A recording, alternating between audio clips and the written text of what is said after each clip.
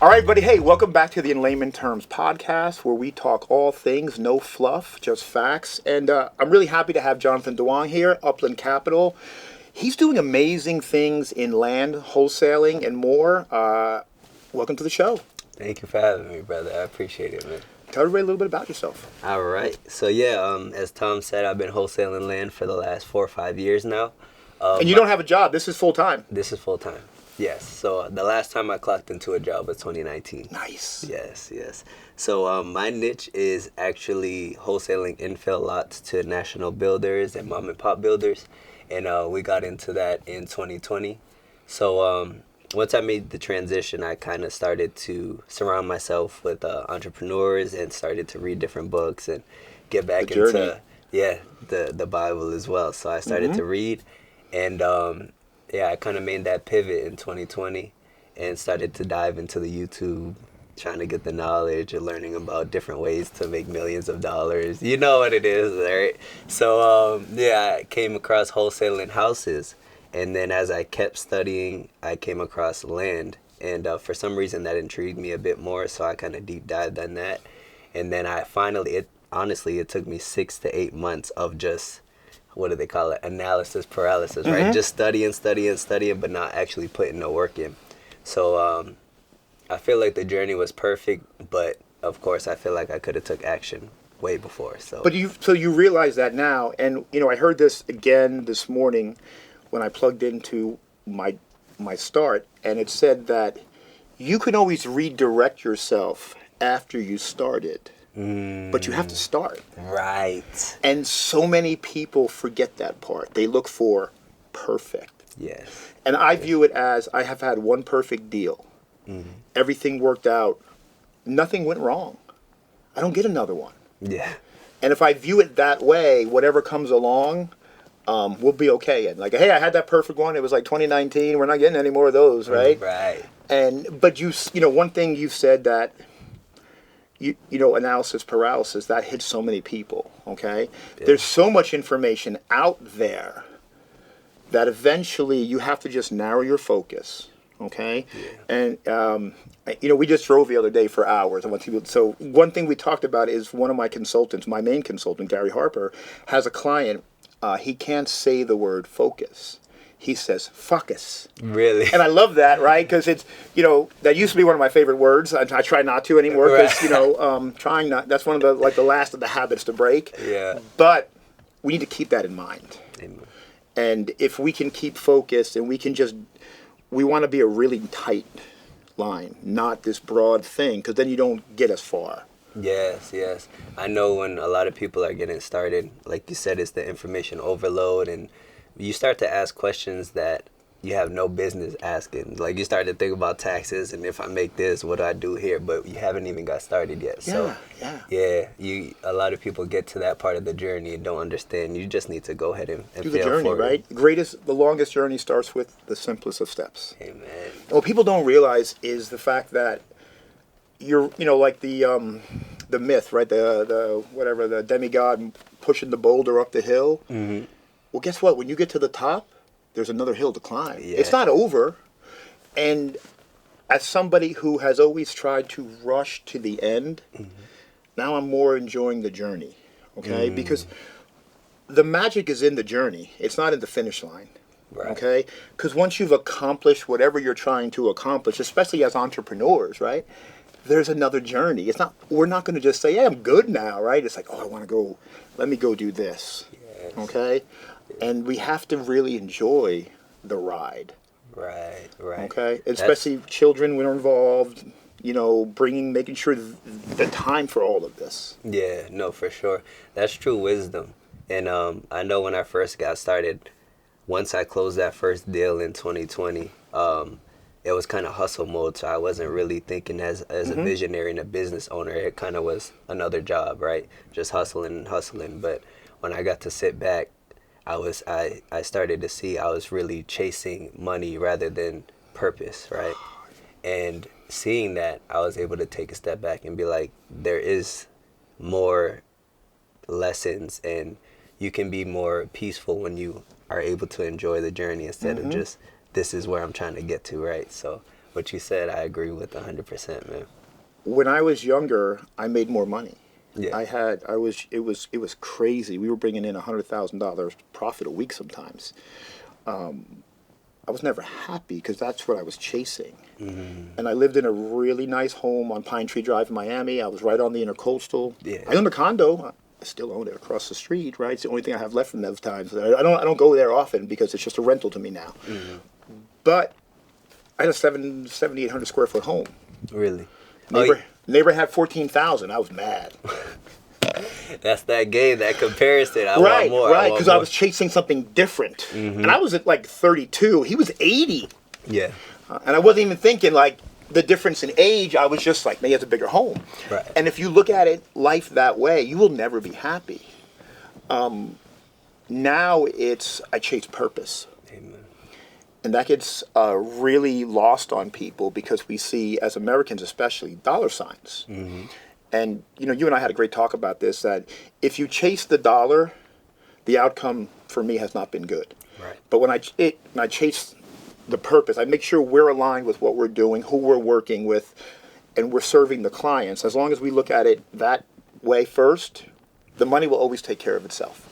That's so true. Yeah, that was a realization that took me a while, Tom. Like it took. I'm 54, dude. Trust me. It took me a while too from looking back, and just seeing that once I switched my mindset to how do I make more money to how can I be at service and help people. Right. Honestly, the money came in. It just multiples. Comes, right? Yeah. So. And like I told you, my best deal last year, we lost $50K. Yes. Willingly, like we gave it to the people. Yes. Okay, but then the realtor and I did $1 million plus after that. That's so good. Okay, that wasn't expected. It wasn't. We didn't even think that. Mm-hmm. But that's the byproduct of the purpose, And I made a habit, especially after that week. We did 2 deals like that on Monday and Friday. We gave people homes at losses for us, but Tuesday, Wednesday, and Thursday we made money. Right. But if we don't have that middle, we can't do what we did. But what I did was I picked up the phone and I called every member of the team and I thanked them. They're like, yeah, but we lost money. They saw the HUDs. I said, no, you're not paying attention. We gave people those homes who deserved it. And if we don't have Tuesday, Wednesday, and Thursday profitable, we can't do that. So thank you. Because they need to understand the whole approach to the business and that everybody plays a part. And even though it's my wife and I who gave the home, you guys gave the home with us. Yes. Because without the team, that doesn't happen. That's so true. And, that's so important. Yeah. As you grow and understand. For me, I'm still trying to work on better leadership each and every day. Yeah. Yeah, I think that's a lifelong skill for us, because no matter what part of the journey we're on, we start to understand we're lifelong students. It don't matter where we're The day you stop being one, give up. Okay? Give up because you're dead. You're not going to grow anymore. Yeah. And you can't ask your team to grow unless you're growing first. That's so good. I give books away all the time. I'll be on a conversation with somebody like, hey, have you read this book? They're like, no. They give me your address. I'm going to send it to you. But my team as well, maybe you should read this. I have a really good library of books that I've read of. I think I need a new shelf now. Yeah. And it's important that people understand these are available to all of us. Most people who are doing this well, like us here and others, this is what they do well too. We read, we educate, we understand that it's not so much groundbreaking. We read the right books. The information is there. A good friend of mine who is a great follower of Alex Hormozy, right? All the stuff he puts out. But most of that stuff isn't just, he got it other places. Right. And so then stuff I've been telling her for years, it's not this and this, it's just be disciplined, be consistent. Stop jumping all over the place, right? And so finally she started watching my YouTube. She's like, you've been telling me this for years. I just never listened. I said, well, that's true. Right. Yeah, it's the simple things people need to do to actually be successful in any business endeavor, right? There's not a magic trick. Not at all. But people, I thought that they're just not telling me something in the beginning. That's what it was. What do they keep it from you, right? No, did you have that? Yes. I did. Yes. And it's funny, too, because what I realized was if I just practice consistent, disciplined, magic will happen. Yeah. It was get up early, beat everybody to the punch. You know, back in the day where I didn't have a marketing system, I bought originally off the MLS, okay? So I would be up there early finding deals, getting offers out by 7 a.m. Right. Be on the road looking at stuff early. You know, there's a guy, he wanted to drive with me one day, and I'm like, oh, he's like, man, how come you're doing all this? I thought, that's what I do, right? And we were in a real estate mastermind or a group together. It wasn't a mastermind. But we were newbies, and he, can I come with you? I'm like, sure. He's like, what time you want to meet? I said, well, I'm driving to Sebring. How about 8 o'clock? He's like, 8 o'clock in the morning. He's like, well, how about I meet you about 1? I said, well, I can have lunch with you. I'll be done by then, you know? Right. But he wasn't willing to meet me at 8 for the, you know, then he wasn't willing to do the work then. Right. And so that showed, that was, you know, this group that I was in, I think it was like 15 or 18 students. I was the only one who did anything in the 12 weeks. So then the woman who ran it, thankfully, said, hey, why don't you come back next time for free? So I was able to, it was the same course, and she brought me back 4 times. The first time I paid, 3 for free. But every time I was taught a little bit more because I couldn't understand this level when I was here. But then I was here, and now I can understand, and then I can see what she's doing here, right? It was able to layer my marketing skills. Okay? And what do we have to be great at in the beginning? Marketing. Yes. So I'm like, oh, wait a minute. If I do this, and I learned all that in 1 year, and I can tell you this was year 2 only, right? Year 1, I was broke in this business. I made $4K. By the end of year 2, I retired my wife. Wow. I made $4K, not profit, total for the year on 3 deals. Really? Not profit, $4K. By year 2, I retired my wife. Because when she put me in that class, and I still love her, right? Yeah. That woman, because she, I had to take a Friday night Zoom because it was COVID, and I had to have these 5 questions answered. And she beat me up hard. And if she was a guy, maybe the conversation would have went different. Yeah. But I wouldn't say those words to her. Yeah. I was like, because I've never, very polite. She was a school teacher in a former life, but she was amazing. Woman of faith, first of all, what she has accomplished. And I remember hanging up thinking I'm quitting. And the course cost me, ready for this, $997. It was a lot of money back then. And I was going to quit the next morning. That was my plan. I'm quitting this crap. I'm not going to deal with that. That was my head. Yeah. I remember my daughter was about 2, and it was baby shark night. Because it was Friday night. My wife was working the bank. I took care of her. Baby shark, cocomelon, did all the stuff with her. Went to sleep. Woke up the next morning and said, "Best thing that ever happened to me. I will become a sponge in this business." And I have always thanked her. She used to do a meetup, and I used to sign up to volunteer. I would, what do you need me to do? I'll give out name tags. I'll sweep afterwards. She's like, no, you're going to go up there and talk.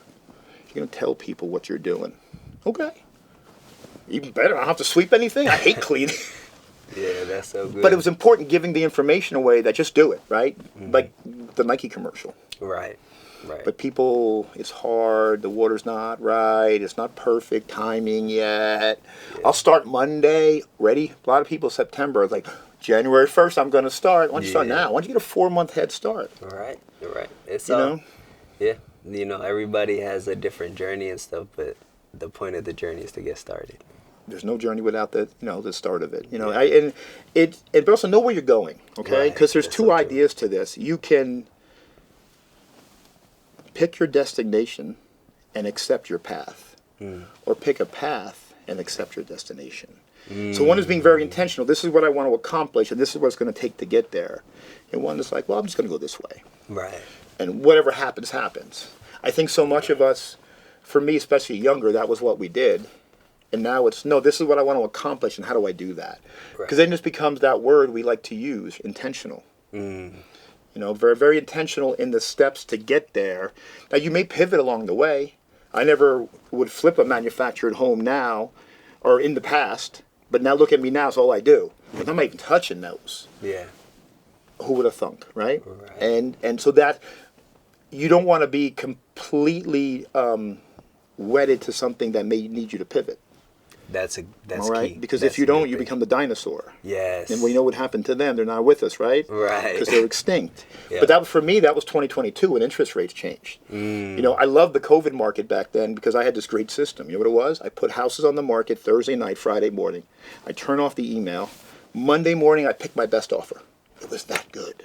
And I used to have the list price and then what I called my happy number. This, because back then everything was over ask. Right. Well, then it changed. And then we were selling this house in Claremont that was, it was one of our rentals. We renovated it, and I was expecting 30 to 40 over ask for what it was. And then they did that 1 point rate hike. Everybody's mortgage was out of tolerance. Nobody had, I mean, pre-approvals were worthless. And there were just hedge funds left. And I'm like, oh, the world is changing. And then we have to change because I had a 14-person, well, it was more people, but they were 14 every day texting and calling. And we weren't going to be able to talk people out of homes. What comes next? And I was doing our first, not first, but we had a manufactured home that I was just going to renovate. I had to get rid of the squatters that were in there, and they destroyed it. They took a chainsaw, tried to unhook the house. Oh, no. So when the sheriff opens the door, there was this Bugs Bunny moment to where, like the cartoon, where all you see is fleas jumping, and I'm like, he's like, you going in? I'm like, nope, shut that door. And Right. The guy who worked for me then said, hey, that's a loss. And I'm like, whoa, easy, just yet, hold on. That loss brought us today to here, because it taught me that with one person in the office, we knocked it down. We put a brand new unit, the whole thing. We didn't know what we were doing. It was like, hey, go and get 3 estimates for these things. Let's pick the best estimate and see what happens. Took me a year to get it all done. I still made 11 grand, right? But it taught me a process that was, I thought, and it is, much simpler than doing a flip. Okay? And I was like, wait a minute. And along the way, I realized that, and I started to formulate what we were going to do. And it was a plan, and that's how it works. Yes. That's simple, but you know, when you've seen my sheets, right? Yes. So there's 23 line items for every project. That those are your base numbers. That never changes. You're always going to have it. But when you look at a flip sheet, sometimes I've had them 400 or 500 lines deep. Right. Okay, because of all the different stuff that goes into them. I like 23. I like 23 too. Right? Like, you know, but we simplified it. Yeah. And every document we have, it's living and breathing because we change. You know, our SOPs used to be 1 page long. They're a little long because every time there's a mistake, document that. Let's make a procedure so it doesn't happen again. Because that's the education of a loss, right? I can tell you now, I closed one a week or so ago. I lost money on it. And that's number 29 out of all the deals I've ever done. 29 deals. I can tell you what each one was. Because that education cost me. Right? We made enough on the rest, but I know, and every one of those 29 created a line item. Now, they're not all manufactured. There are flips, too, involved there. But each one created an SOP line item to make sure it doesn't happen again. Right. You know, simple stuff. But if you don't document it, you can make, it's like forgetting history. You can make the same mistake twice again, right? Don't want to do that. Don't want to do that because it's costly. Yes. You know? Yeah. And we pay for education like college. That's so true. So you're in this niche land. Tell us more about it, because I think people are getting more and more into it now, probably because of you. Yeah, so how we usually do is we do the market research first. So actually, funny story, we were speaking about it before, but what we would do is we'll look at the recently sold comps for new construction homes and land sold, and then we'll kind of put a list together of the top buyers, for example, right? And let's say, for example, we're looking at manufactured homes, right? So we're looking... In Polk County, right? In Polk County, right? And I'm looking, I'm like, Jennifer, Thomas, they keep popping up. And then speaking to some people in Polk County, whenever I brought up manufactured homes, guess whose name came up? Jennifer's. Jennifer and Thomas, man. So, yeah, we start to find our markets that way, and we're like, okay, Thomas is doing his thing out in Polk County. He's very consistent. He has active sold, and he's been doing it for a while, right? And you start to see the top buyers, and then what you would do, for example, in this case, is you'll reach out to Thomas and say, hey, Thomas, are you looking for any land? And, you know, what's your price range? What's your criteria? So I could bring you some stuff, see if we can do some business together, right? And then once that's done, we already know it becomes a marketing game. So we do our market research. We find the buyers first. We reverse engineer. Yep. We ask them what they're looking for, and then we just hunt, and then it becomes a marketing game from there. You know, in 2021, you could do the shotgun because whatever you shot, you could sell. Yes. And that was what because we were wholesaling then. That's how we acquired our flips and everything. And then for our clients who in that wholesale side of the business, we asked them in late 21, early 22, what exactly do you want? We're going to get it. Okay? Because the market shifted, so you got to shift. And it's people don't like you see that. Hey, let me go find the guy who's going to buy it, build my system out for these people because they're the buyers. And you know that is incredibly smart, and people don't follow that enough. Okay, because you can acquire something, but it's not good if you don't sell it. So true. And if you bring me a tomato, but I don't eat them, I can't buy it. Right. And we don't market at all. Now, we do a little bit now. It's weird because we own, you know, the mortgage business, and they have a marketing AI bot right in there who it calls for you. Really? Ooh. And Jen and Fallon, they're like, hey, we got 3 over in Pasco that way. Like, leads came in. Wow. But the bot talked to them. I'm like, that's so cool. Yes. I wanted to dive in and look. I'm like, no, because I'll geek out on stuff like that because I want to know. Right? I want to see which ones. And I'm like, when you get them, and I just see now. I see paperwork flying today too, like our contracts. I'm like, no, I'm not going to look. I want a surprise, right? Right. Because we talked about when you scale and grow. What did I tell you? You have to learn to sing Frozen. Let it go, and you put people in a place, and you trust the people you put there to do what they're supposed to do. So true. Yeah, that was part of the journey too. When I first started closing deals, I was doing everything on my own, and that's one of the mistakes that I made in the beginning. Is the reason I started to reverse engineer is because I would find a deal and then I'll scramble and I'll try to find a buyer, and then I stop marketing, and then I couldn't find a buyer, and then the deal fell through, and now you have to start all over. And then your pipeline is gone. Right? Yes. You have to have. If you have, I know for us, I think it's like a 50% close ratio because, look, we had like 10 things in the pipeline the other day. There's 4 left. Okay? Yeah. Probate came up, title defect. People don't realize there's so many moving parts to get it across the finish line. So okay? true. Yeah. And it's like, I think, 50% is good. I would like better than that, but it's not on our side. It's something with the property. Yeah, right. And even the due diligence period, what we look for. Look, we're doing a deal. It took us 8 days to get all our numbers in. We know that area over there a little really good. But there's areas we say don't have a lot of information in or done a lot of deals. So, we have to make sure the due diligence is correct because that makes or break a deal. So We're buying these 2 lots. Well, there are 4 lots, but there's 2. They're combined into 2 parcels, and they're split long ways instead of this way. Well, there's an easement down the middle. You can't have water and sewer lines going across the easement.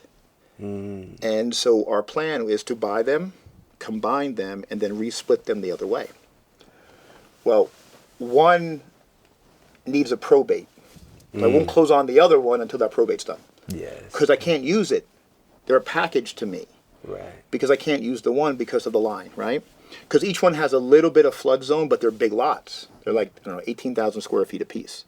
But where the flood zone is, it would screw it up. So now we have to do them together because of what we're doing.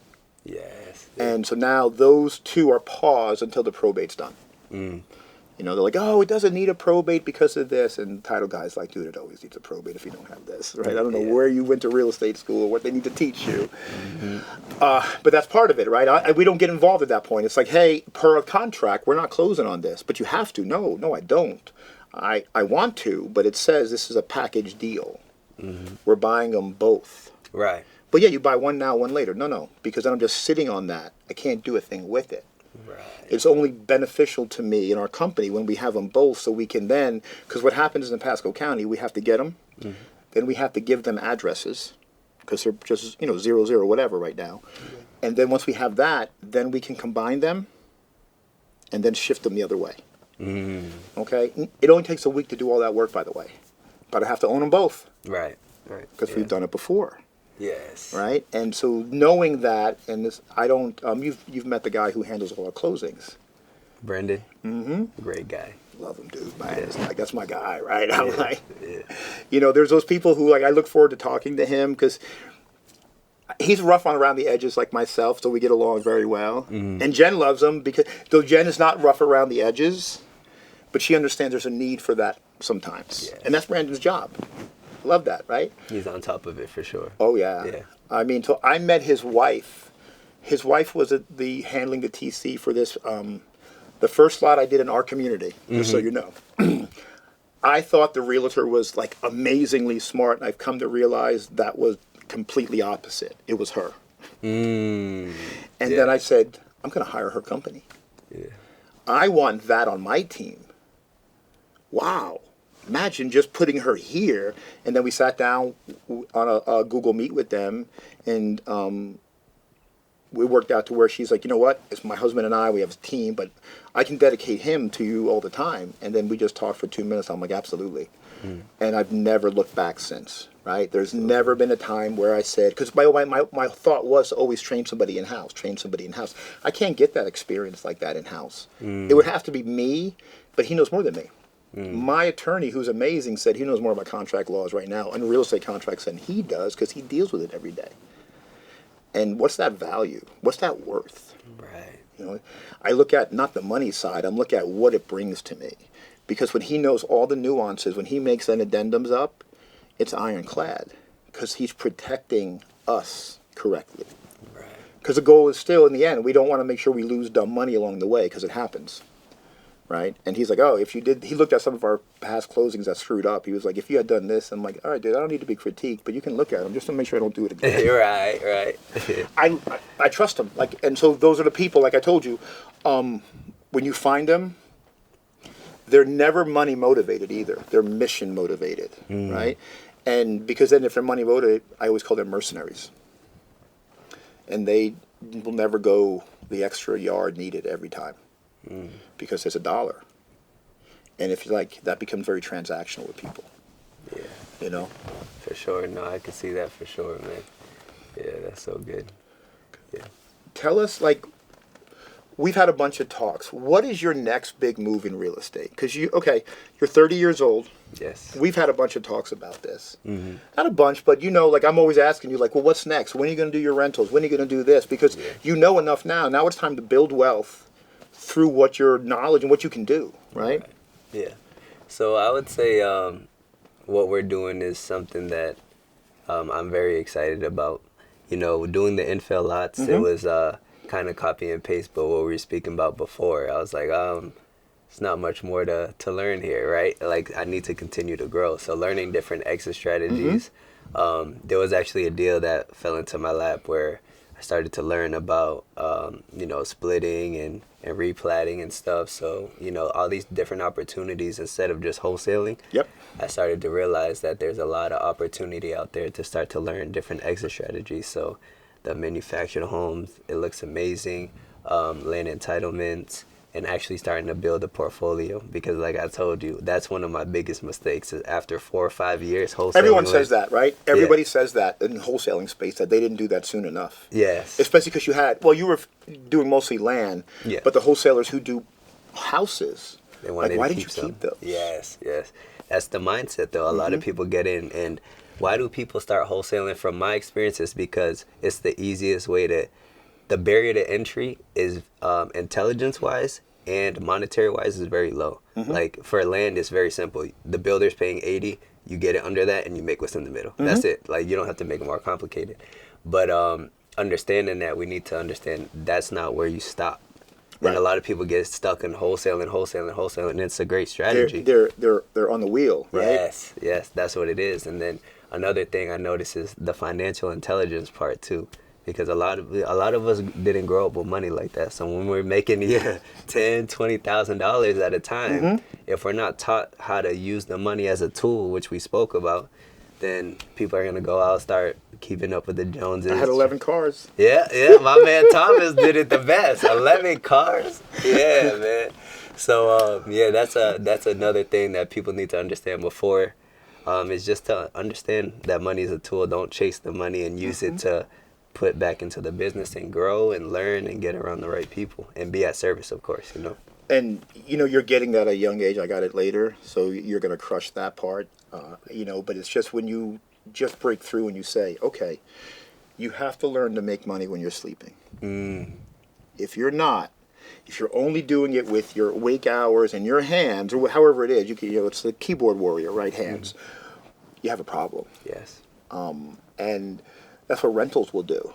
Entitlements, like that's just like the next big thing for you probably. Maybe it's a rental, who knows? But I look at that, and something I haven't had a chance to learn, but I know the value of it, and I'm always keen at trying. There's going to come a time where I need to understand it more, because then that's when you're doing bigger development packages, which I want to do, right? Yeah. And the journey never stops, because we just keep adding components to the business, right? And that's what you'll do with that, right? It's like, as long as it stays in the real estate, you're okay, but land entitlements, and because those people, like the numbers there is mind-boggling, because I know people who do it, right? Yeah, it's like, what? Right. But it's a different level of understanding, and the numbers become scary. Yeah. Both in the buy and sale, because of what happens in between and what has to be done. I went to 2 events where this guy was speaking about, how they get the land, and then they do all the work over this time period, and then they either keep it to develop with this company or they'll sell it to other developers. And just the understanding the nuts and bolts of that, and just seeing the breadth of it, the amount of lawyers needed, and everything else, it's like, I just went to go hear him speak twice. Yeah. I was speaking one day, he came there, and then I was like, what are you doing here? He's like, we always want to get into the manufactured home community space, and we're looking at that, and you're one of the people we want to talk to work with on that. I was like, that's so cool. Yeah. Right? Because we have another meeting in November about how that would look maybe one day. And I love that part, because I'm there to learn, okay? Right. I've always been willing to take less in the beginning to get an education. Right. Because I'm bringing my part, they're bringing theirs, but I want to learn this because I should, right? I just don't want to be at someone's mercy either of asking for what everything means. It's like not understanding the formula that we're relying on to win. Right. I'm like, that's another thing too, is like I'm noticing in different niches, all the lingo is different. Mm-hmm. Like there was a time where I didn't know where escrow deposit was, a contract, and then studying entitlements, I'm seeing the same thing. There's things I know nothing about. So. And those clauses kill you, right? So, I breathe this every day at work in the company. It's like we live and die in the details. Right. Okay, and the information, and that's so important, that these details and just learning all the nuances. I was somebody who didn't, like in high school and everything, I was an athlete and all that. And now I prize education so much. Not that I was ever dumb, I just didn't rely on my intelligence then. I didn't need to. I played sports, I was going to go to college for that. They didn't care so much about GPA, right? Now, what our whole business is intelligence. It's not nuts and bolts of like banging a hammer. It's so different. Like we have to learn so much to do a development job. Now I can walk a lot and tell you besides paw prints of what animals are running around. Right. The topography. I went to one the other day that's not a flood zone, it's not in wetlands, but it's holding too much water as we leave the wet season, that in the wet season, putting this buyer there, I wouldn't do the deal for her. I said, no, I'm not going to build here for you.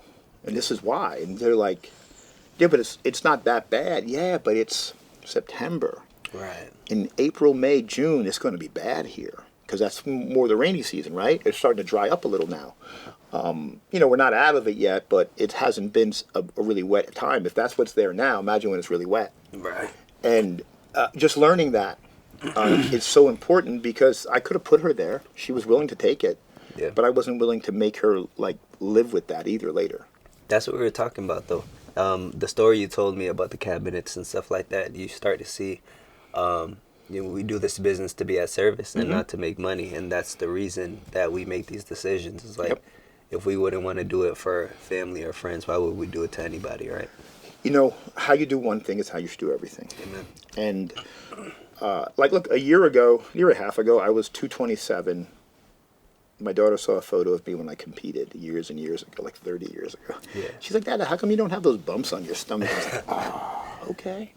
Went from 227 down to I got the lowest of 189, and now I just keep myself ready, 191 and 195. I give a 4-pound leeway, okay? And I weigh myself twice a week. As long as I'm in that 4-pound area, we're good. Yeah. You know, because I don't want to compete. I want to be healthy, but I wasn't taking care of myself. But I'm going to crush it over here. No, this slackness will eventually go there. That's deep. That's deep. I noticed a lot of people that I speak to that wholesale land or getting into the business, they're so focused on the business and the knowledge about the land and getting into it. But I try to let them know that a lot of what you do outside the business matters a lot. So what we speak about waking up early, you know, for me, reading my Bible, praying, stretching, working out, all that matters. And that kind of shows how the rest of the day will be. So these little wins add up.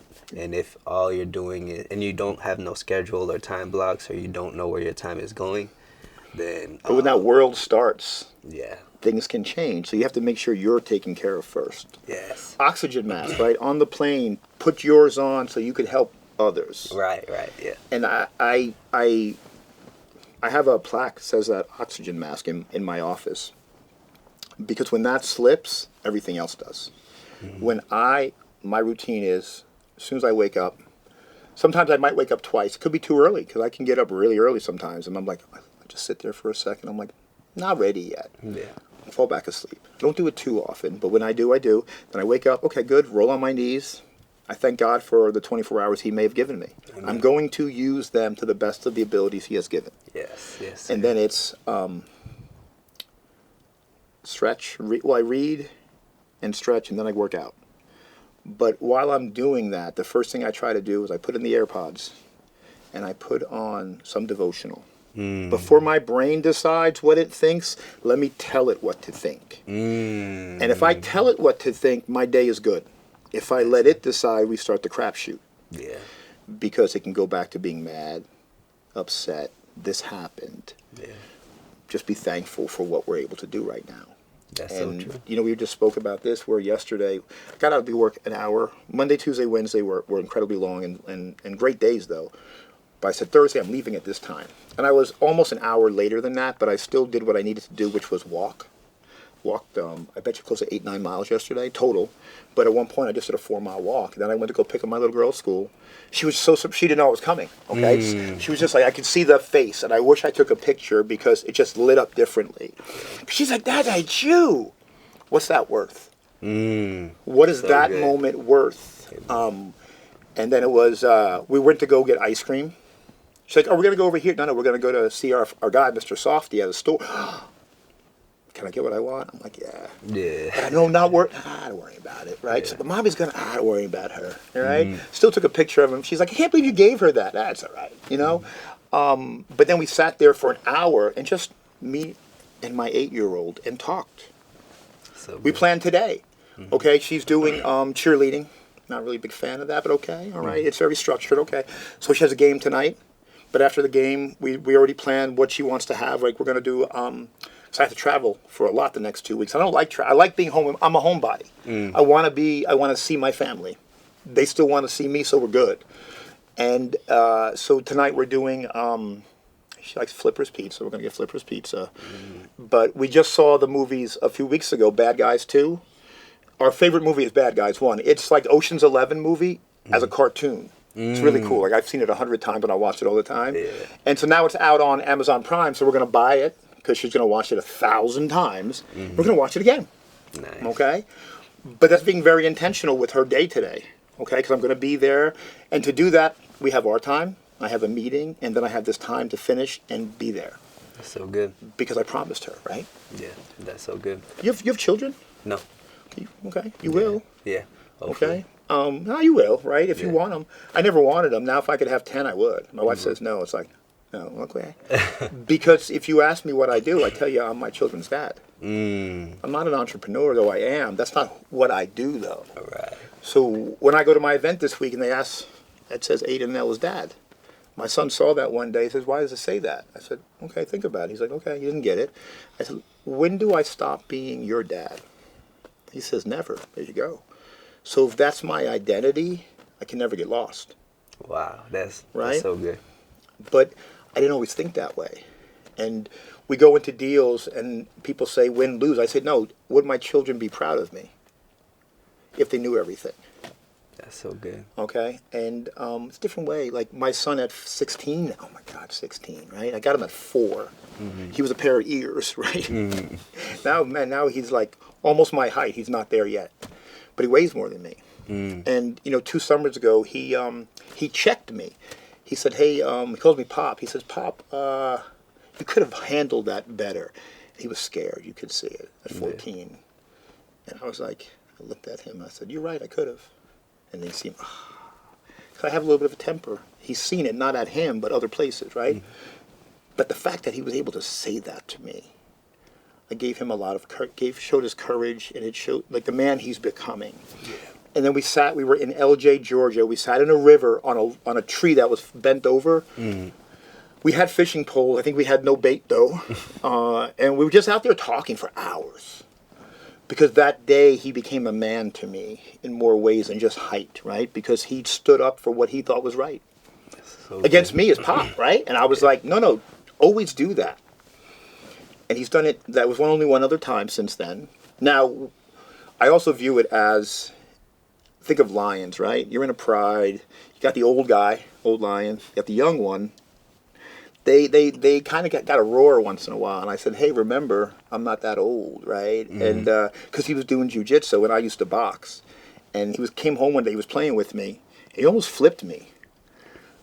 But I still know a few things, and I was able to like sweep a leg and like put a little elbow in his lower back, not hard, and like reverse it. And I was like, man, I gotta stop playing with him because he's getting good. Yeah. So now we have to separate now because I'm not going over your back. Mm.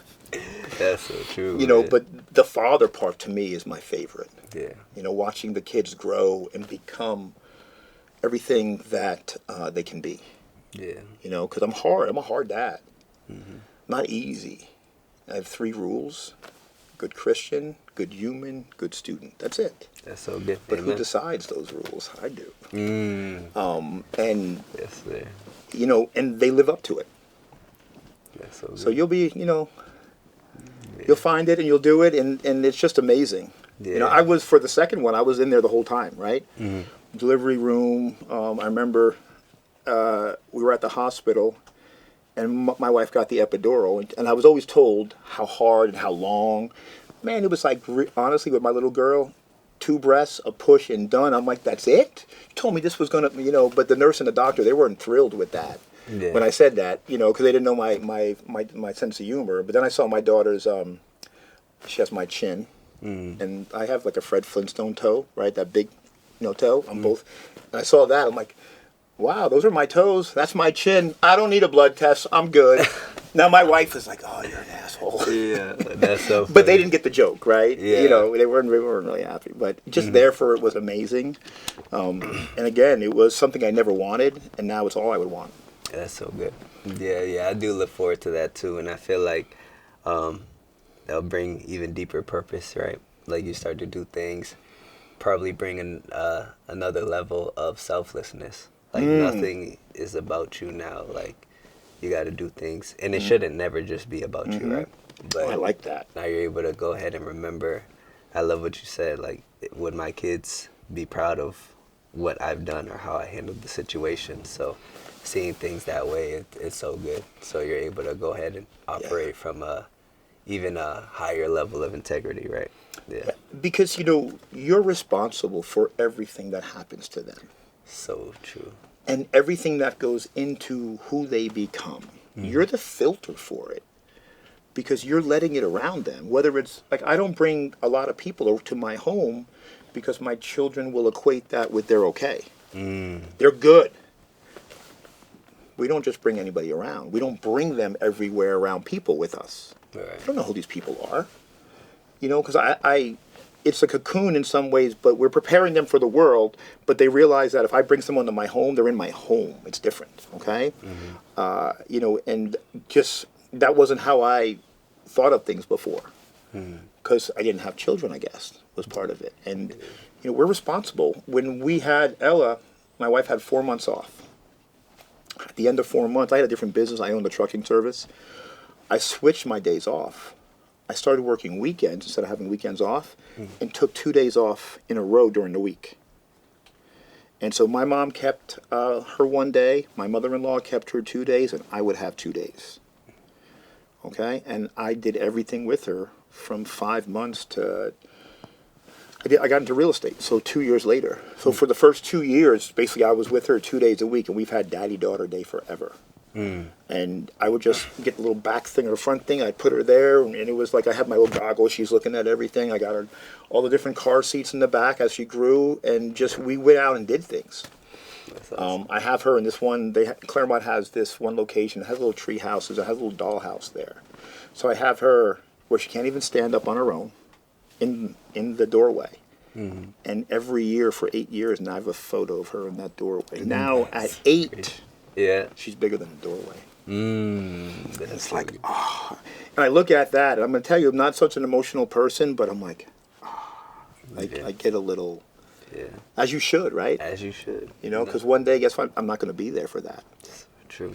Yeah. And that, No, that's another thing that you mentioned too. It's like, for you to have the discipline, especially as a business owner and how busy things are, to be able to disconnect, phones off. I'm spending time with you. I'm gotta have a different phone. Right.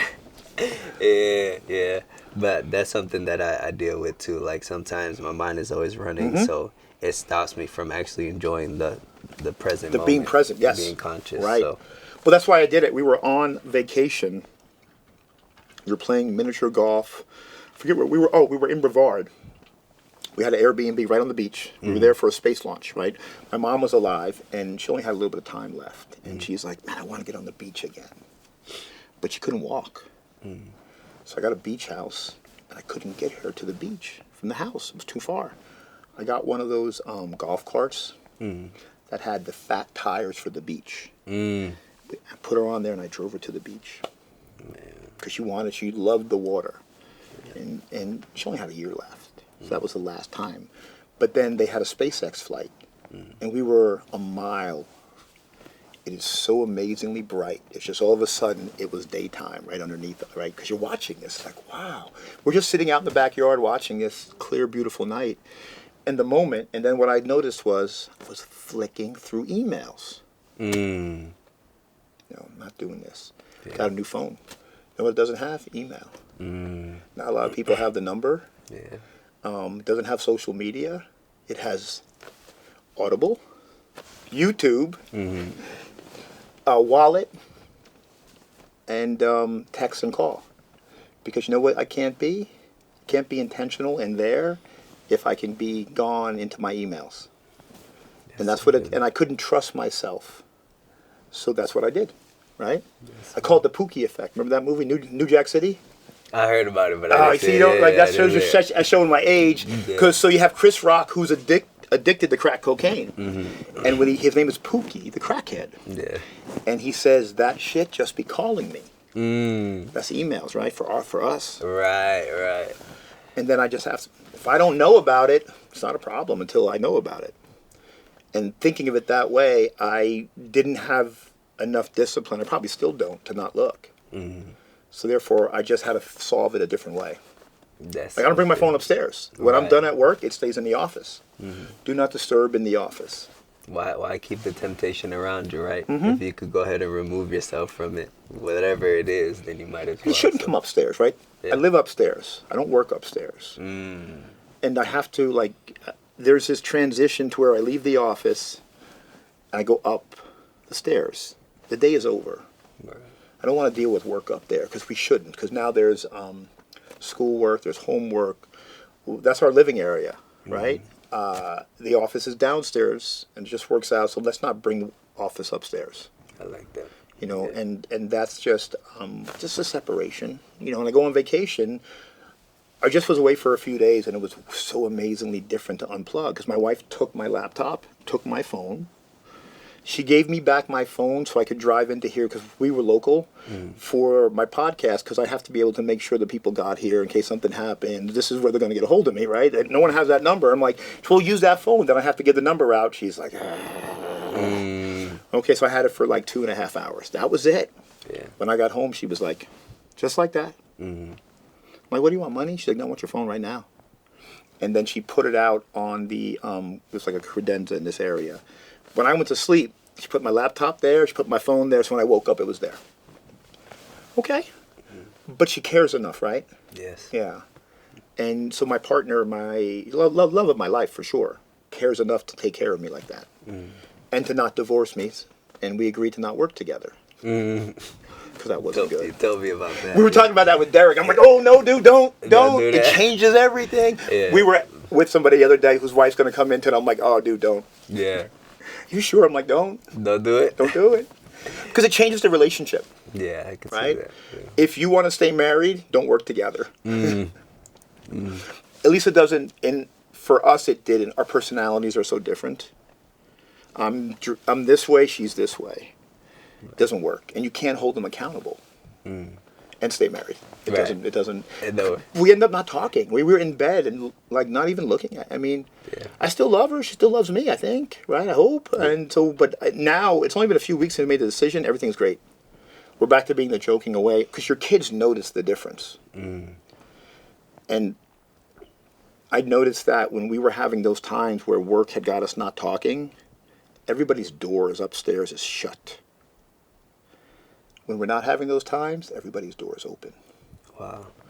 Now, these are children who see this. Now, we don't fight, we don't argue, we don't yell, we do none of that. But it's just the tension that's there. You can feel it.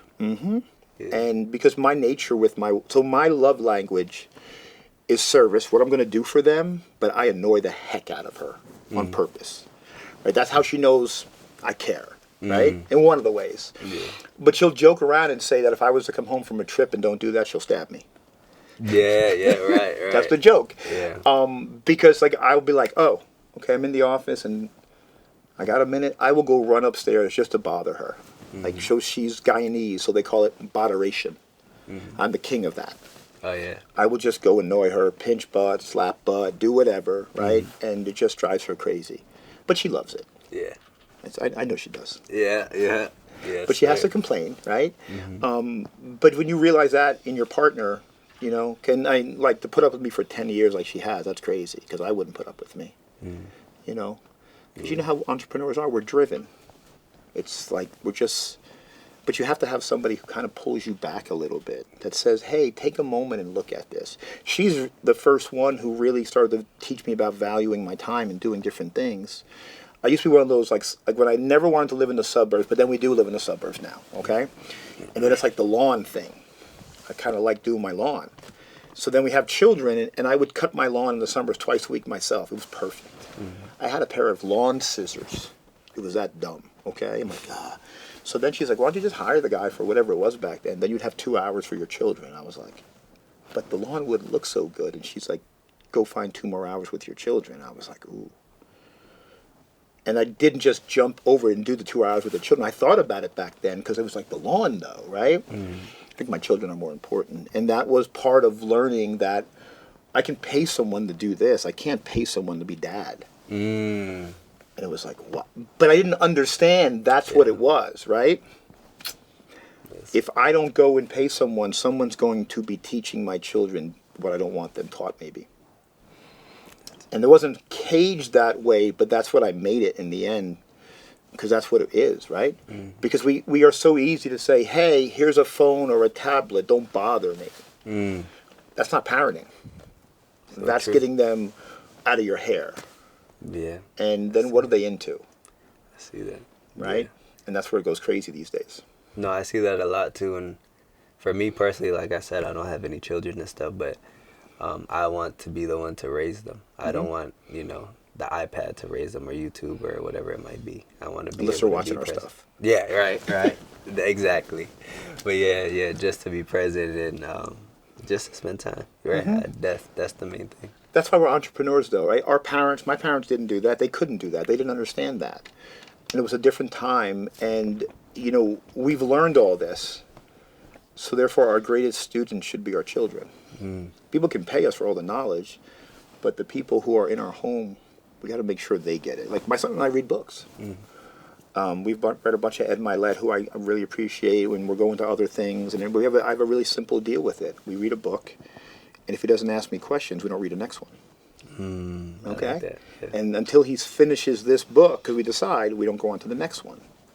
Because it's, he has to understand that we're going to finish this. Finish what you start. He's like, yeah. So he quit football this year. I didn't mind, because he quit before the season. And I said, well, let me ask why. He's like, well, because he's doing dual enrollment. And he's like, I really want to make sure that I'm handling this correctly.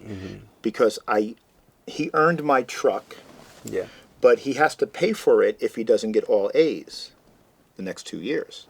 And then he's learned about interest, because he has to pay me with interest if he fails to get all A's. So he wants to make sure that's handled correctly. And he only played for 2 years. He started in freshman year. Just all of a sudden said, hey, I want to play football. Great, what's the rule? Can't quit during the season. Fantastic, right? But he understood also there's a responsibility in, football is not a priority. It's an activity. Right.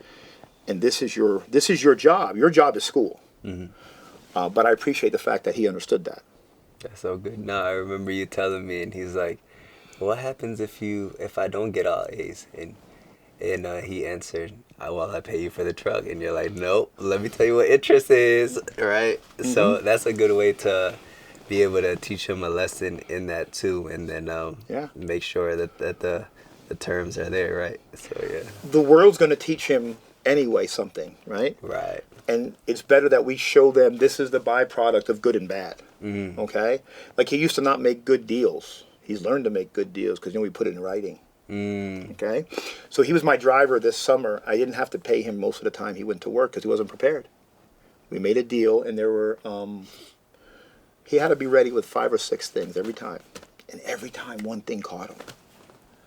Because he was like, you know what? If I just stopped and started what I needed to do 5 minutes, I would have got paid for all those days. I'm like, yeah, I appreciate those free drives too. Right. Because I taught him a lesson about being prepared. Okay, and I think as parents we forget that we have to teach those lessons hard, because when the world teaches them, it's going to be hard regardless, right? There's not going to be a dad or a mom saying, oh, it's okay, here's your money anyway. They're going to be like, no, see, you breached your contract, and so now this is what happens, right? Right. And those are lessons that we can teach them correctly, little ways, right? Now he's getting the truck anyway because he got all A's so far, like his whole high school. All A's, this is part of the deal. All A's, but continue it. Okay? Because the school tells me he should be in all honors classes and all this. He complained about that. I'm like, yeah, but they tell me you should do this. Are you telling me they're wrong? Because then we're going to go back and we're going to talk to them. He's like, well, no, it's just easier. I'm like, okay, no, I don't care what's easier, right? I care about, they said you belong in these honors classes. Guess where you're going? Right? And he's going to appreciate that more and more in life because, look, his school is great. If he has all 95s and above, he doesn't take any midterms or finals. You know what that's taught him? Get 95s and above, and he gets 2 free weeks off then. His winter break is an extra week longer. He starts summer break an extra week longer. He's realized that all I have to do is a little bit of extra work, and this is what I get. It's like, yeah, that's so true. Yeah, you start to see it. Well, I would see it as like, I just got to do what I'm supposed to do, and you get rewarded for it. Okay. He used that phrase, do what you're supposed to do, to me one day. I was sending one of those emails out to the operations team because people weren't doing what they were supposed to do. And he was over my shoulder in the office reading it. Because I have a stand-up desk. He's like, why don't they just do what they're supposed to do? I was like, if I could get that done like that, right? If I could just have this 15-year-old back then go to work, it would be okay. But then I said to him this summer, hey, why don't you just do what you're supposed to do and get those 5 things ready? He was like, Right. But that's what happens when life intersects your world, right? Because we forget that the details, again, matter. So, if you forget a detail on a contract, right? If you miss, like, hey, I'm going to pay you and you add an extra 0, you owe them the extra 0. The zeros, like the decimal point or the zero going this way. That's a big. When if it goes in, better, but like, hey, Yeah. I'm not going to give you 1,000. I'm going to give you 100. Ooh, okay. But like those details matter. I fired somebody who was willing to do work, download it, and not review what they downloaded when they sent it to me. I'm like, let me ask you a question. I said to her, you just did this 7 pages, okay? Copy and paste work, right? It was the same information how to go here as here, but they had it in different places. So then she took a PDF, changed it into a Google Doc, then changed it back, downloaded it, didn't look at it. It looked like a serial killer wrote it because all the information was everywhere. Because and she didn't take the time to review it. It wasn't the first, it wasn't the second, but you know what? It was the last. Because I asked, hey, did you review this? And she's like, no, you're fired. Look at it. Just fired her right there because I had to do 7 pages at 9 o'clock at night because I needed it for the morning. She was off. Right. So I'm like, I called her, I texted her. I didn't say anything. I didn't say it was an emergency. Hey, I need to talk to you. She didn't respond. Fantastic. She lost her job over that, though. Because she should have checked. Should have checked. Right? Because we're training people, we're teaching them, because one day I have to have them not send it to me, send it to somebody else, and I don't want to check their work. Right. Right? We had 6 spec order sheets come in from the manufacturer yesterday. I didn't look at them. My team did. And the girl, she said, hey, 5 of these are wrong. Love it. I still didn't look at them. She said we were ordering 48 by whatever, or 52 by 30s, and they gave me 52 by 28. Well, there's a lot of square footage difference right there, okay? Yeah. And but that's her job to be so detailed, because it's only a little spot. But it's 7 pages long, but her job is to make sure, she's the operations secretary. Right. I don't look at them. I tell them what I want, and I walk away from it. That's part of singing Frozen, right? Yeah. I like that. Singing Frozen. I like that. And then it got solved. When I heard it yesterday, I was like, nope, go and get ice cream. Right. There you go. Okay? Because why have a team then? Right. We pay them, we teach them a lot, and we have to take the training wheels off and just walk away. Takes discipline. Man. Takes discipline. Yeah. Well, I told you, after September 30th, I sit in this chair, but no seats in my company. Like, there is not one seat that has my name on it beside the one up here. Okay? Because if I'm up there, I can see everything. If I'm down here, I don't. So now, if we call them business units, but they're separate companies. They all are separate. Okay? And there's 7 of them to manage. Absolutely not sitting down there. But if they need me to come and do work on October 1st, you know what they have to do? They got to pay me. Okay? Because the crutch is not free anymore now. If you need me to come in and fix your problems, that's your problem, not mine. You got to pay me for my time. And my consultant has been hammering me. Hey, look, Tom, your company needs to do this. And I finally said, he's right. I can do it differently. No, you can't.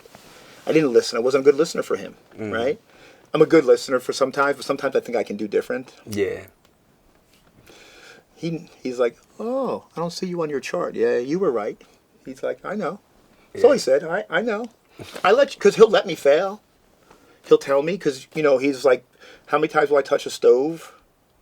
Okay. We hire people for a reason. But I align with him, faith and all that. I listen. He's meeting with the guy in Dallas today for me before I meet tomorrow and Saturday with my COO to align it for us, to make sure we're all going to understand what we're going to do next. And the guy was really happy about that this morning. He's like excited, because it's going to be great for all of us, right? But we're going to have clear expectations. You and me, for our deal, we have clear expectations. So true. We talked about it the other day, right? Hey, this could go really bad. Probably won't, but what if it does? Right. That's going to be, it came out the clip, I think it's going to come out really good. Yeah. Except when Derek stands in front of you, because Oh, yeah. yeah, that's so funny. I got to check it out, man. Yeah, we'll look at when we're done. Yeah. As you look forward the next year or two, tell me your big moves, what you're thinking about the market for your niche. What do you think is going to happen, of course. We got a little crystal ball. Everyone's saying interest rates, job report. And I'll leave it with that first. I don't want to drop two things on you, but I got the next one. Yeah. So in the beginning of 2025, I noticed that a lot of national builders actually slowed down. So a builder could tell me, hey, we need 50 lots in, let's say, Port St. Lucie. We're paying 150,000. That dropped to where some of them are on pause and they're not buying at all, and then some of them may have lowered their price, right? So we definitely seen a shift. I speak to mom and pop builders a lot, and a lot of them are saying that their houses are sitting on the market longer than usual.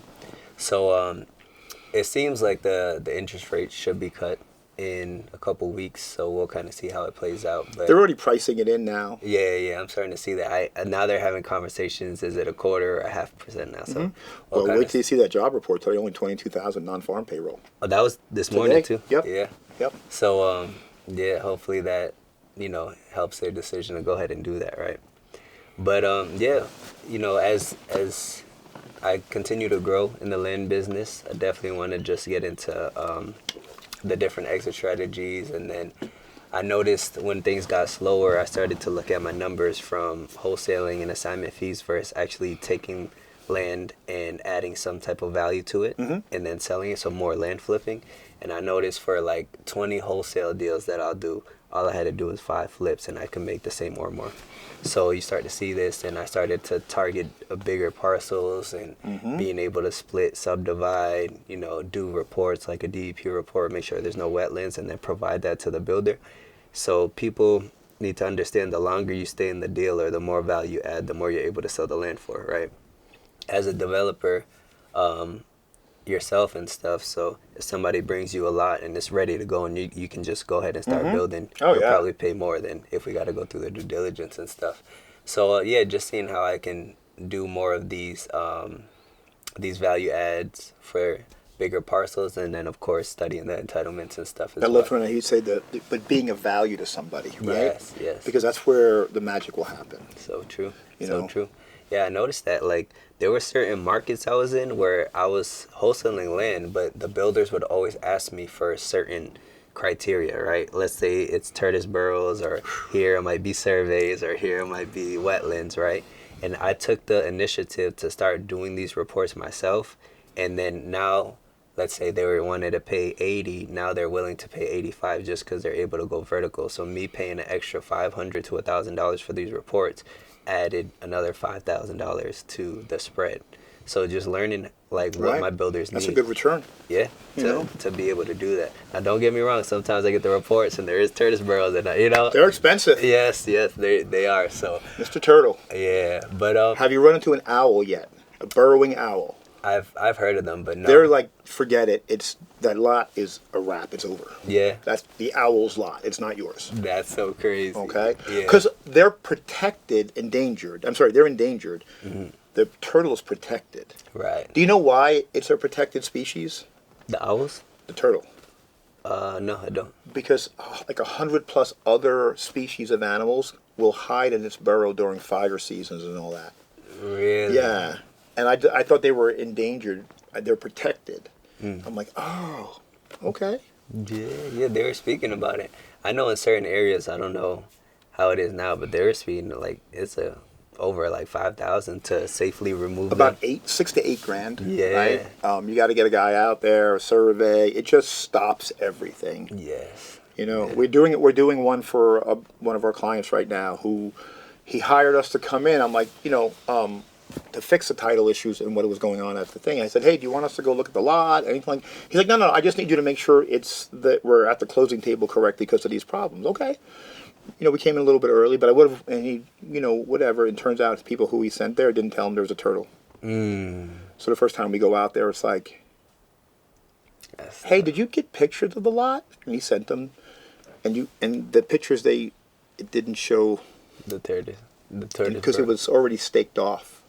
So they know it's there. It's already done, and it took like 3 months to get it because you can't. Then permitting, everything was delayed. Right? He wasn't mad. But that's part of the due diligence, right? But we're making sure. I had a lot in that development that I was going to develop. I paused my own lot. So we're going to do his because I don't want to compete against him. I said, you know what, I'm going to stop mine. Whatever, I have a bunch. They just sit there for when I get to them because I bought it for whatever. And we're going to make sure yours is done because I don't want to be on the market and compete with you. Right. But he's using Jen. He's using the whole system. And he'll be fine, right? So good. But that's the goal of it, right? It's like I don't want to compete against my own client. Right. Okay, and we would have. I think we cleared it. Whatever we would like this. Any of the work we did at the same time, just for the discount, which we gave to both of us, right? When we had cleared the lot, we did this, whatever, But now it's just ready to be built on whenever I get to it. Nice. It's always good to have them, Yeah. For sure. Maybe I do it, maybe I don't, Yeah. I know my wife was like, which taxes do I pay? Because if it's an active project we're going to sell, we pay it at closing. If it's one of ours, we pay. So I'm like, hey, look, this, just making, there was a stack of trims. It's like, Oh, man. Tax time, man. Yeah. Good and bad, right? It's just part of it. Like, unfortunately, I just learned that if they do and cancel property taxes, it's only on homestead and not on rentals. I was like, oh, it's going to be great for rentals. He's like, I'm like, Oh, man. Whatever. Save me a little, whatever. It is what it is, right? It's part of the world. It's part of the game. Yeah. Man. It's part of the game. But you are right about how builders slowed down. They are sitting longer, okay? That's why we have a mortgage company because that's another credit we can give, right? Because we want to give as much as we can to the buyer to incentivize them to buy. Okay. Because what people fail to see sometimes is, look, interest rates, we got somebody approved at 5.3 on Tuesday. It's it's the first time that's happened since September of last year. And at 5.3, when I remember last September I spoke at the Polk County Builders Association, and when you look at the interest rate number and what our median home price was in Polk County, the mortgage amount was the same as a 3-bedroom rental in Polk County median, which was like $1,800. And so why wouldn't you buy if your mortgage and rent are the same? But now when you went to 6.7, 6.8, that number changes, and now our buying power for our clients were reduced. So then we were trying to fix it. Go get a mortgage company, so now we can give credits. Because now we can give more back and get them incentivized to buy. We're still, as interest rates drops, we're still giving it, for sure. But there's going to come a time where we're not going to need to. And people need to understand, you can always refinance your home. But the $15K building credits on a 280 house or 270 house will be gone. Right. If you wait so long. That's what, like, oh, well, we can always do this later. You can, but you may not get 15K. Like, in 22, and I wasn't giving credits. Yeah. I'm not giving anything. Like, that was an unheard of word. Now it's the norm. Yeah. We'll get back to a different market, too, one day. It's because, like everything else, it swings, And I know builders, for sure, were slowing down, lowering price point, because they are sitting longer. Yeah. Especially at the higher end numbers. Right. People who are in that $500,000 to $900,000 range. I mean, they're just unless they have to, they're not buying. Right. So then the builders have to recognize that, and they did, or they became a dinosaur. Yeah. So we'll see. It's going to be. There's a guy who I follow in Polk County. He had already put out early the job report, and then sure enough, 2 hours later, it was like boom, 22,000. Yeah. We'll see. I always look at it as that the government. It doesn't matter politics. Like, they'll do some dumbass stuff, right? I don't care if it's Trump, Biden. They'll all do dumb stuff.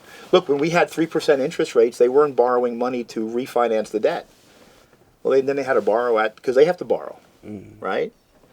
And they said the lady Janet Yellen was smart.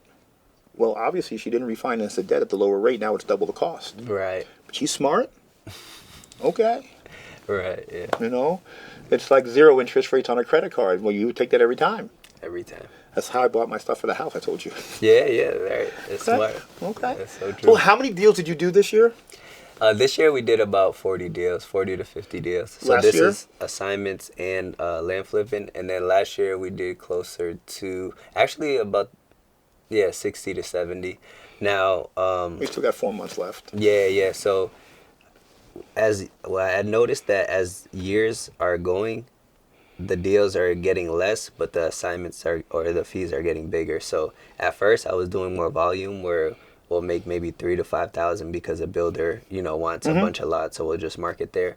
But then I started to try to target, higher price lots so we can make bigger spreads. because as I learned in the journey, it's the same amount of work to make 5,000 to 50,000 when it comes to land flips. Yeah. So I started to target bigger parcels, more expensive areas, and kind of do it that way as well.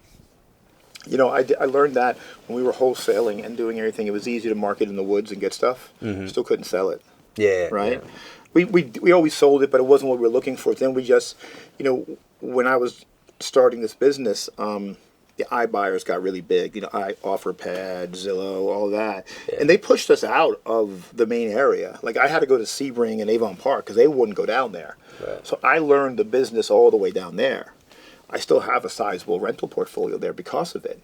And then as they pulled back because their business, strategy was wrong, and they're gone for the most part, we came back in. Right.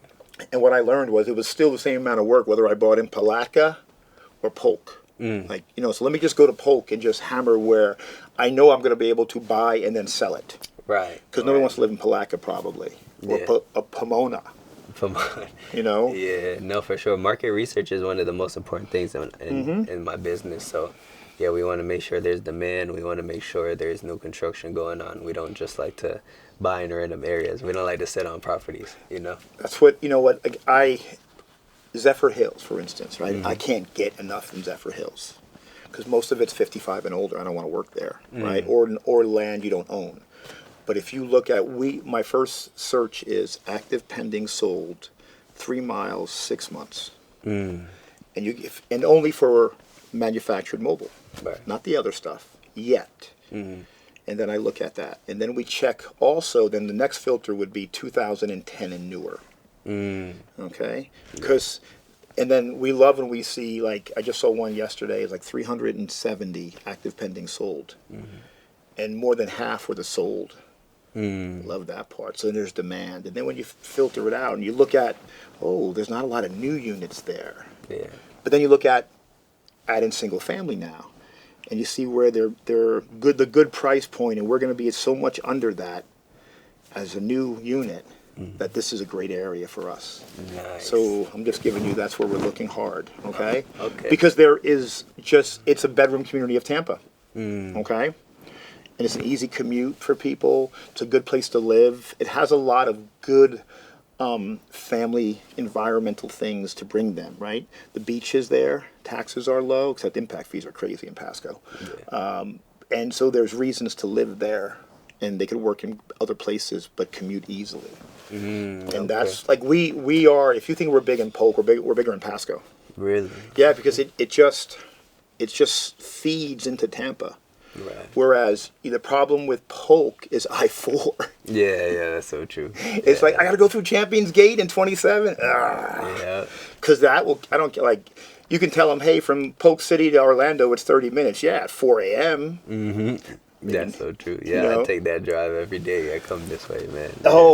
Today now, when people come in from Polk, I say, we're 11, 12, not 9. Yeah. Because you'll never get here unless you say the night before. Right. Okay? Right. Because that corridor, 27 and Champions Gate and Disney, right? Yes.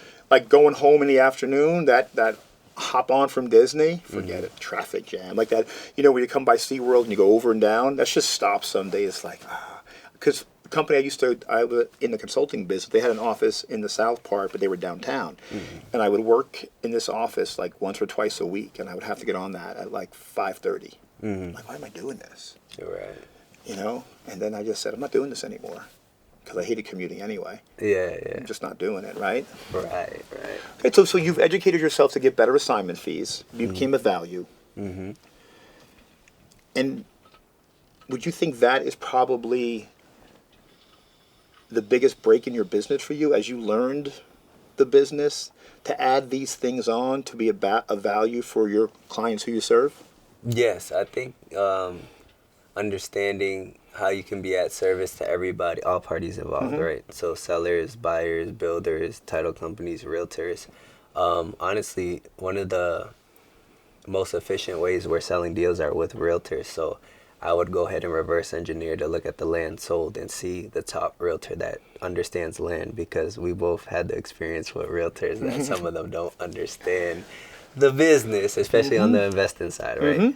So to have an investor-friendly realtor that understands assignments and things of that nature is it's a great person to add to your team. So instead of me blasting out, all the buyers and builders, I'm cool with partnering up with a realtor, paying them a commission, and them kind of, because they have a bunch of developers. So they have a network too, right? Yes, yes. And you're not paying for them, you're paying for their skill and their network. Exactly. What's that worth? It's worth a lot.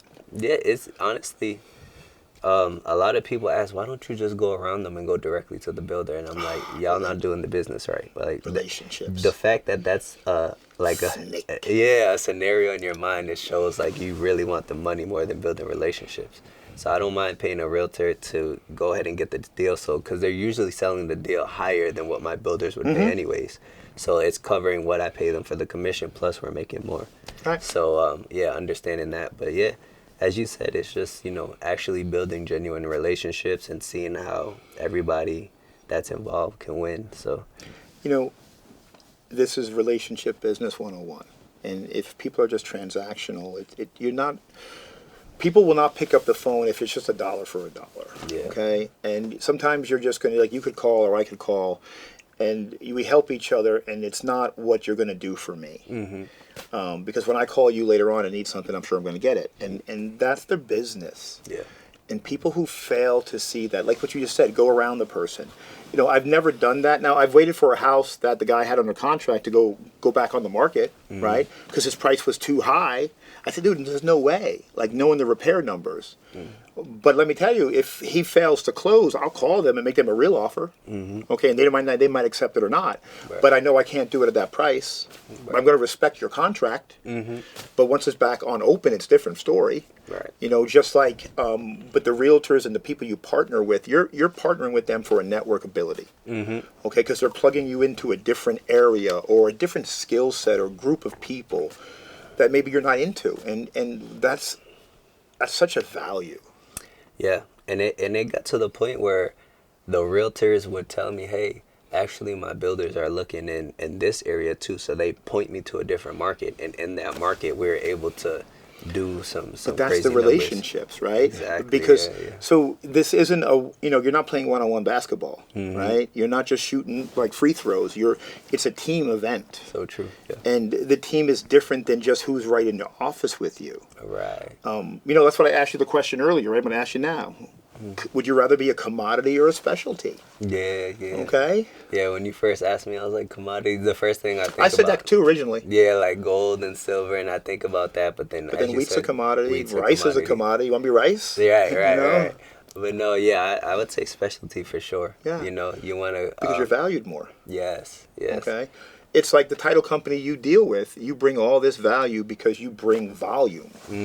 But that's a specialty that you bring. Right. And so what's that worth? Like if we close 100 deals this year, that's 100 buys and sales. Yeah. So that's 200. So true. What's that worth in a down market?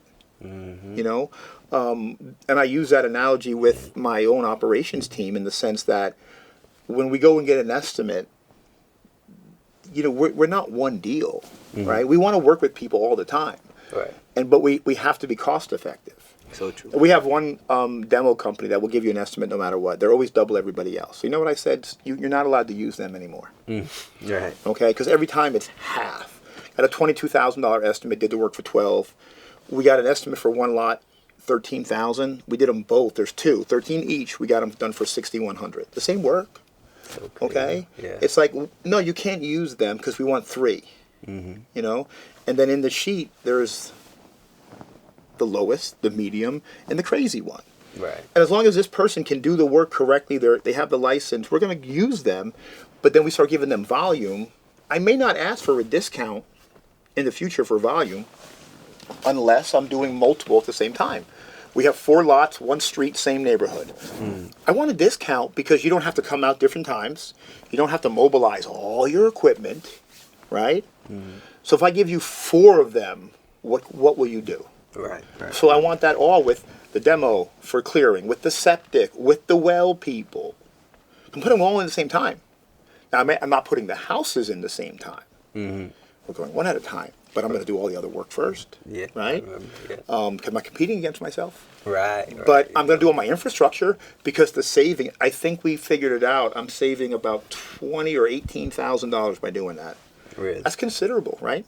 Absolutely. Because you save your nickels and dimes for when you have to spend dollars. Right, yeah. Because you're going to spend the dollars and those nickels and dimes, but you have to, not everybody's going to take care of your money the way you would.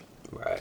You know, I looked at a sheet the other day, and I noticed that this 2-ton package unit was costing me more than a 4-ton package unit that I put in 3 miles away. And I'm like, why is this? And they were like, I don't know, project manager. I said, oh, I guess you're paying the difference in price because I'm not. Right. Like, what? So what do you mean? Like, these were your jobs and you don't know what that estimate said? Mm. And we were at, like, because we buy the package unit, then there's all the wiring, but there's also the power pole, the meter, and box. Mm. And we went from being 80 some odd hundred down to $7,000 for it with a different company. So it was like $1,300 savings. It's a lot of money. Yes. You know, and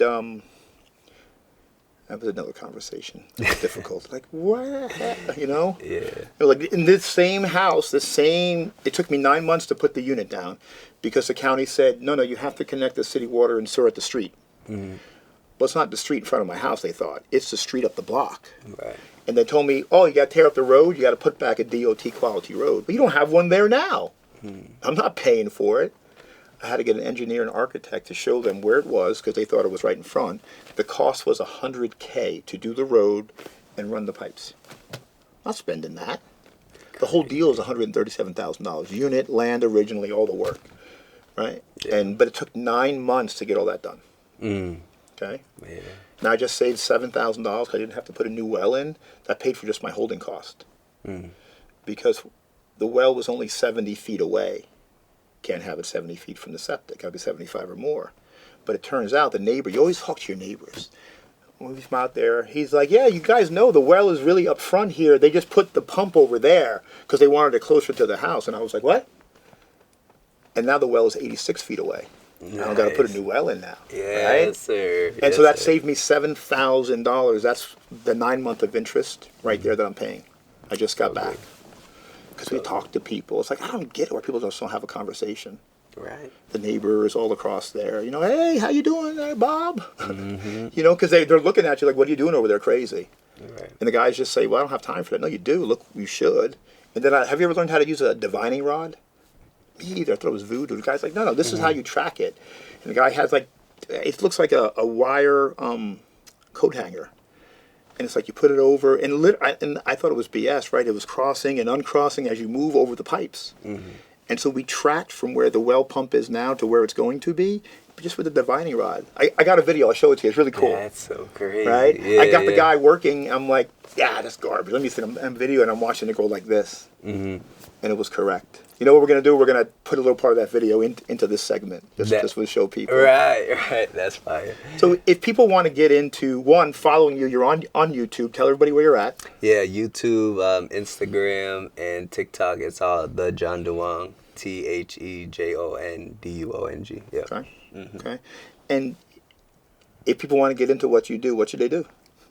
Man, on the YouTube, I speak about my journey and stuff like that. So I feel like that's a good starting point. You flashed money too at one point. Yeah. But I would say just get started. Like learn the first step and then take action. And as you go, you learn. And then, you know, if anybody got questions, you guys could contact me for sure. There you go, man. Like, so one thing is, you know, a woman, Angie Akai, said, you know, I need to know you. Mm-hmm. I look at your YouTube and I was like, oh, a little flashy. Then we talked and I'm like, nah, a totally different person, right? I get why we have to be that on YouTube and TikTok. Yeah. But if we don't have conversations, we don't understand people, right? Because you are a good man, you're humble, you're faith-driven. You know, I appreciate you that we're in the circle now because we've had some great talks. So true. And people don't realize that's the business, right? Mm. That's the business right there when you get to learn and grow with people, man. Like, it's just, as men, I think we lose that because we're so much on winning and winning alone maybe, right? That's so true. And I try to not have people around me who need a parade for everything they do. Because you know those people, right? It's like they did their job and they want a parade. Dude, you did your job. Right. You're supposed to do that every day. Yes. But if you just right? The people who just like you don't really understand or know how much they're really doing, you're one of those people, right? Because, you know, like, you're doing a lot in a short period of time, and you're doing it well. And I thank you for being here. I appreciate you, man. Thank Everybody you. everybody, John Duong, you can follow him in all those places, and see you next time. Yes, sir. Thank you.